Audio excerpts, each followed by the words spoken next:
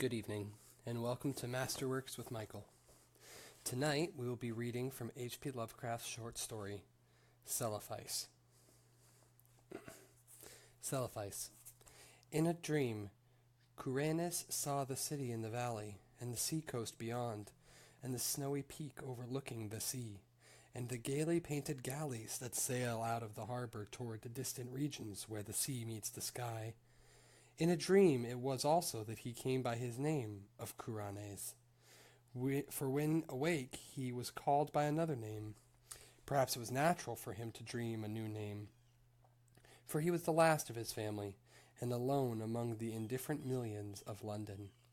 So there were not many to speak to him and remind him who he had been. His money and lands were gone, and he did not care for the ways of the people about him, but preferred to dream and write of his dreams. What he wrote was laughed at by those to whom he shewed it, so that after a time he kept his writings to himself, and finally ceased to write.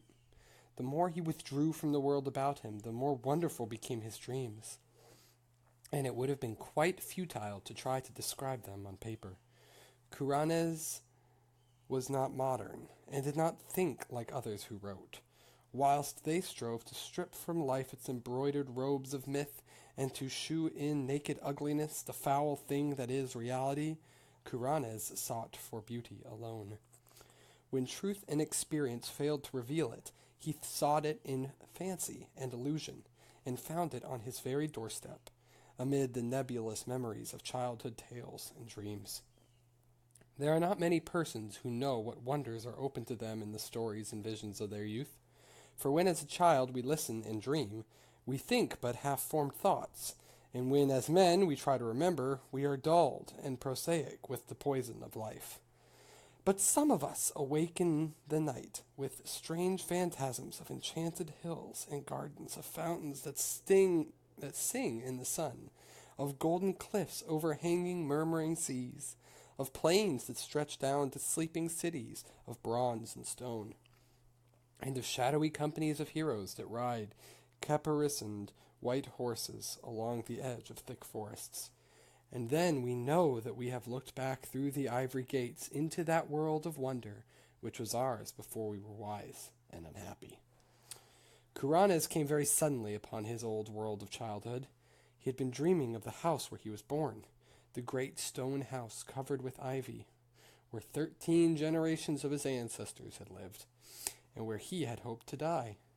It was moonlight, and he had stolen out into the fragrant summer night. Through the gardens, down the terraces, past the great oaks of the park, and along the long white road to the village. The village seemed very old, eaten away at the edge like the moon which had commenced to wane, and Kuranes wondered whether the peaked roofs of the small houses hid sleep or death. In the streets were spears of long grass, and the window panes on either side were either broken or filmily staring. Kuranes had not lingered, but had plodded on as though summoned toward some goal. He dared not disobey the summons for fear it might prove an illusion, like the urges and aspirations of waking life, which do not lead to any goal. Then he had been drawn down a lane that led off from the village street toward the Channel cliffs, and had come to the end of things, to the precipice and the abyss, where all the village and all the world fell abruptly into the unechoing emptiness of infinity, and where even the sky ahead was empty and unlit by the crumbling moon and the peering stars. Faith had urged him on, over the precipice and into the gulf, where he had floated down, down, down, past dark, shapeless, undreamed dreams, faintly glowing spheres that may have been partly dreamed dreams, and laughing winged things that seemed to mock the dreamers of all the worlds. Then a rift seemed to open in the darkness before him, and he saw the city of the valley, glistening radiantly far, far below, with a background of sea and sky, and a snow-capped mountain near the shore. Kuranes had awaked that very moment he beheld the city, yet he knew from his brief glance that it was none other than Celephaïs, in the valley of Uth-Nargai, beyond the Tanarian hills, where his spirit had dwelt all the eternity of an hour one summer afternoon very long ago, when he had slipped away from his nurse, and let the warm sea breeze lull him to sleep as he watched the clouds from the cliff near the village. He had protested then, when they had found him, waked him, and carried him home, for just as he was aroused he had been about to sail in a golden galley for those alluring regions where the sea meets the sky. And now he was equally resentful of waking, for he had found his fabulous city after 40 weary years.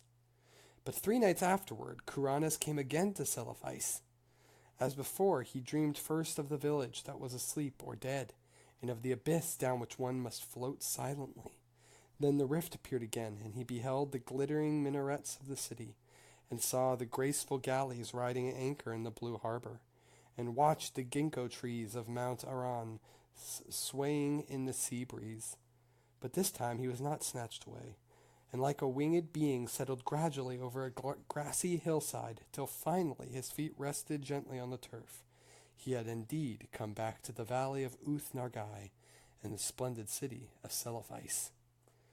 Down the hill, amid scented grasses and brilliant flowers, walked Kuranes.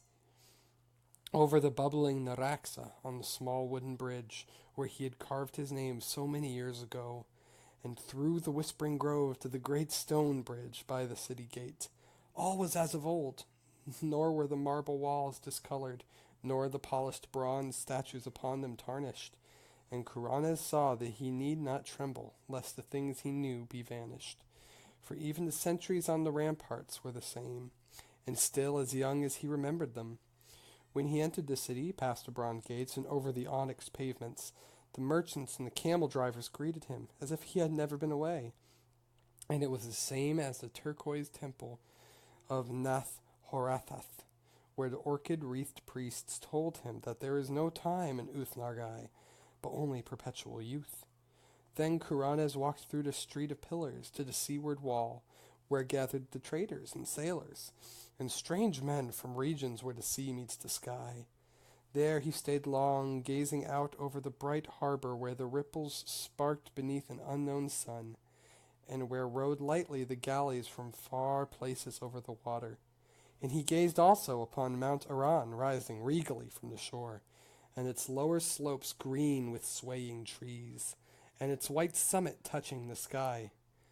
More than ever, Kuranes wished to sail in a galley to the far places of which he had heard so many strange tales, and he sought again the captain who had agreed to carry him so long ago. He found the man, Athib, sitting on the same chest of spices he had sat upon before, and Athib seemed not to realize that any time had passed. Then the two rowed to a galley in the harbor, and giving orders to the oarsmen, commenced to sail out into the billowy Cimmerian Sea that leads to the sky. For several days they glided undulatingly over the water, till finally they came to the horizon, where the sea meets the sky. Here the galley paused not at all, but floated easily in the blue of the sky among fleecy clouds tinted with rose. And far beneath the keel Kuranes could see strange lands and rivers and cities of surpassing beauty, spread indolently in the sunshine which seemed never to lessen or disappear. At length Athib told him that their journey was near its end, and they would soon enter the harbor of Serannian, the pink marble city of the clouds, which is built on that ethereal coast where the west wind flows into the sky. But as the highest of the city's caravan towers came into sight, there was a sound somewhere in space, and Kuranes awaked in his London garret. For many months after that, Kuranes sought the marvelous city of Celephaïs and its sky-bound galleys in vain. And though his dreams carried him to many gorgeous and unheard-of places, no one whom he met could tell him how to find Uth-Nargai beyond the Tanarian hills. One night he went flying over dark mountains, where there were faint lone campfires at great distances apart, and strange shaggy herds with tinkling bells on the leaders. And in the wildest part of this hilly country, so remote that few men could ever have seen it, he found a hideously ancient wall or causeway of stone, zigzagging along the ridges and valleys, too gigantic ever to have risen by human hands, and of such a length that neither end of it could be seen.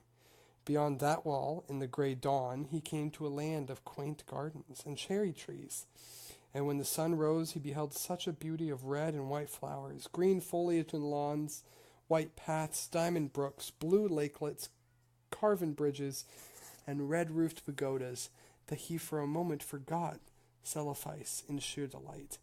But he remembered it again when he walked down a white path toward a red-roofed pagoda, and would have questioned the people of that land about it, had he not found that there were no people there, but only birds and bees and butterflies.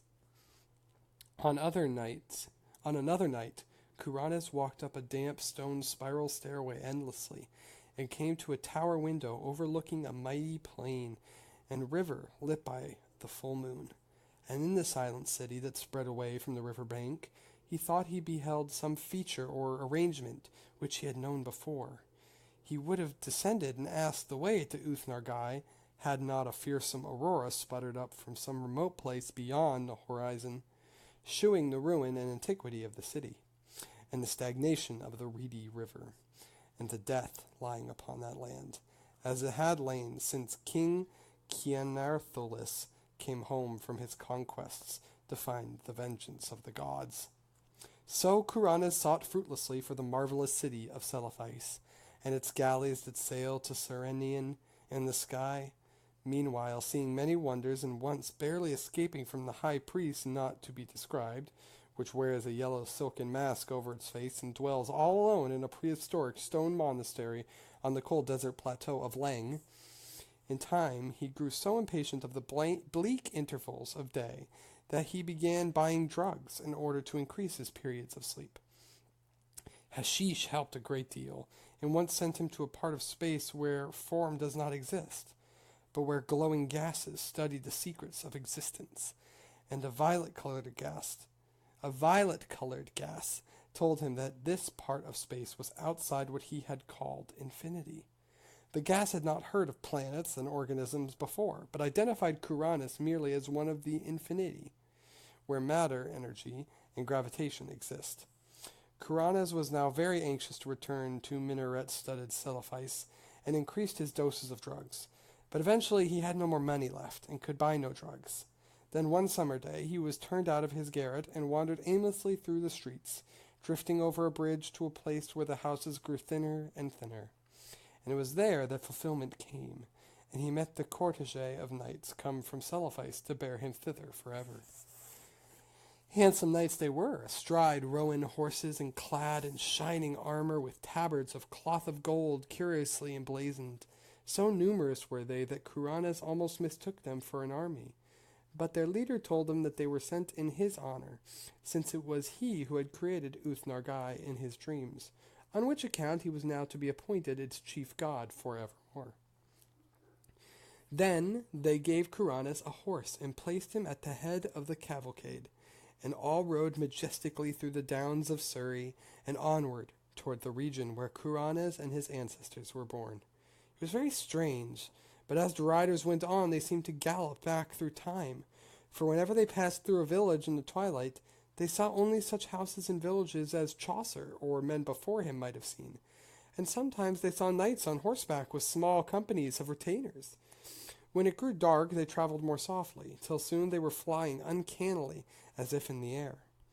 In a dim dawn they came upon the village which Kuranes had seen alive in his childhood, and asleep or dead in his dreams.